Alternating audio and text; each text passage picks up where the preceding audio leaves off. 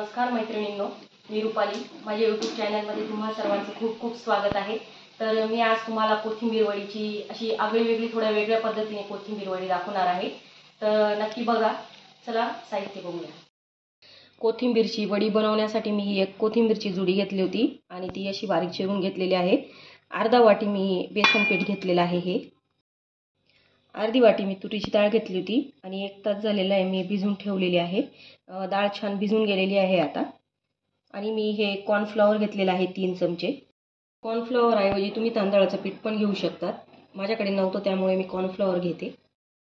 मी हे chilli flakes घेतलेला आहे 1 चमचा मोठा. अद्रक घेतलेला आहे थोडंसं. हे लसूण घेतलेला आहे मी 5 ते 6 पाकळ्या. आणि हिरव्या मिरच्या घेतलेल्या आहे ओल्या. त्या मी जास्त घेतलेल्या आहे कारण त्या तिखट नाही आहे. जर लवंगी असली तर कमी घ्या तुम्ही. आणि तिळ घेतलेली. हळद आणि चवीनुसार मीठ. तुरीच्या डाळीतलं मी पाणी काढून घेतलेलं आहे. आता मी ती वाटून घेणार आहे.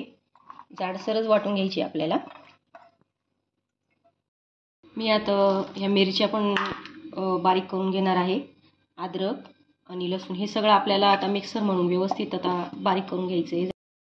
हे बघा, या प्रकारे मी अशी जाड बारीकच दळून घेतलेलं आहे. कोथिंबीर घेतलेली आहे. कोथिंबीरमध्ये आपण हे बेसन पीठ मी टाकून देते.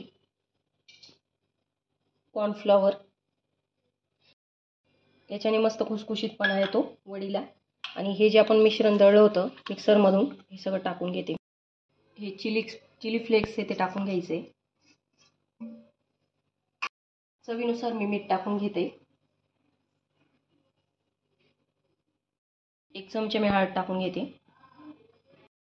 आता हे मिश्रण आपल्याला व्यवस्थित हलवून घ्यायचं आहे. एकजीव करायचं आहे. आधी हे पिठं मी एकत्र करते आणि मग हे सगळं आपल्याला असं व्यवस्थित एकत्र करून याचा गोळा तयार करून घ्यायचा आहे. थोडंसं पाणी ॲड करते मी, अगदी थोडं. जास्त पाणी नाही लागणार कारण आपली डाळ ओली होती त्यामुळे थोडंसंच पाणी टाकून मी भिजवते. गोळा छान तयार झालेला आहे. आता याचे मी मुटकुळे करून घेते छोटे छोटे. बघा, या प्रकारे मी असे मुटकुळे करून घेते मैत्रिणींनो.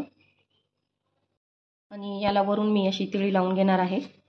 बघा, या प्रकारे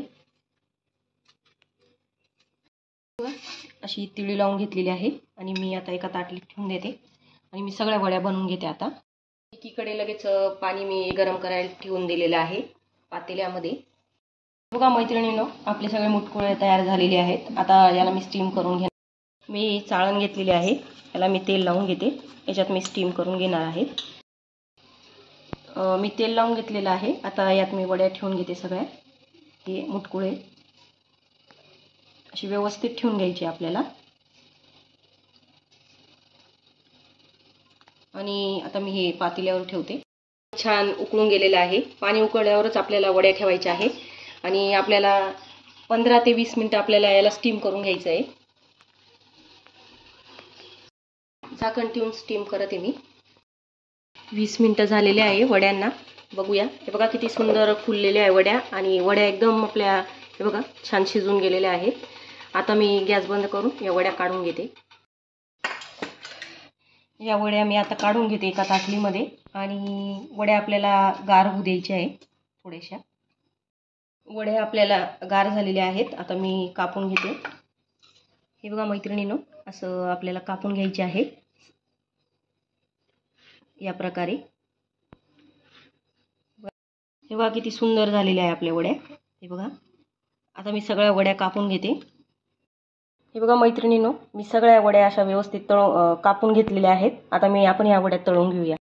तळण्यासाठी मी कढईत तेल टाकून घेतलेलं आहे. तेल छान तापून गेलेलं आहे. आता मी वड्या टाकून घेते.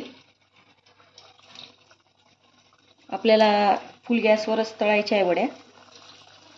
छान तळल्या जातील.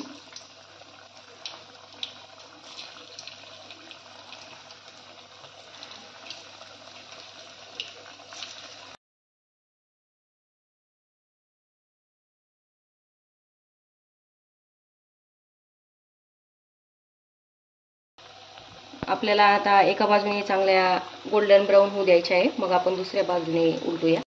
तर एक बाजू आपली छान लालसर झालेली आहे. आता आपण दुसरी बाजू पलटवून घेऊया. घडी घडी आपल्याला उलटवायचं नाही आहे, त्याच्यामुळे काय होतं, जे आपण ही तीळ वगैरे लावलेली आहे किंवा वडी ही केलेली ती मुडू शकते. त्यामुळे आपण एका बाजूने झाली की मगच दुसऱ्या बाजूने आपल्याला चांगली उलटवून घ्यायची आहे आणि करून घ्यायची आहे लालसर. हे बघा सगळ्या आपल्या उलटून झालेल्या आहेत. आता आपण दुसरी बाजू व्यवस्थित गोल्डन ब्राऊन, दुसरी बी बाजू आपली छान तळली गेलेली आहे. आता आपण वड्या काढून घेऊया. आपल्या वड्या अर्ध्या तळून झालेल्या आहेत. मी आता सगळ्या वड्या तळून तुम्हाला मग दाखवते. हे बघा मैत्रिणींनो, आपली कोथिंबीर वडी तयार झालेली आहे. तर नक्की ट्राय करा माझ्या पद्धतीने कोथिंबीरची वडीची रेसिपी. माझे व्हिडिओ आवडत असेल तर माझ्या चॅनलला सबस्क्राईब करा, लाईक करा, कमेंट करा. धन्यवाद आणि मला सपोर्ट करा.